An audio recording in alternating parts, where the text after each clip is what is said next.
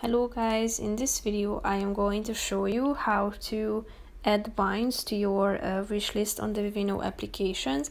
But first I just want to mention, don't forget to subscribe to my channel, because at 10,000 subscribers I am going to show you my whole YouTube revenue statistics and growth strategy, how to make money online. So let's jump into it.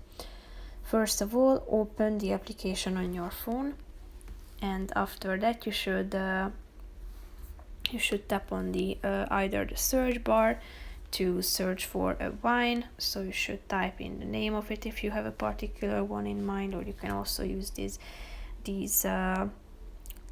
filters that you can apply to your search to narrow it down.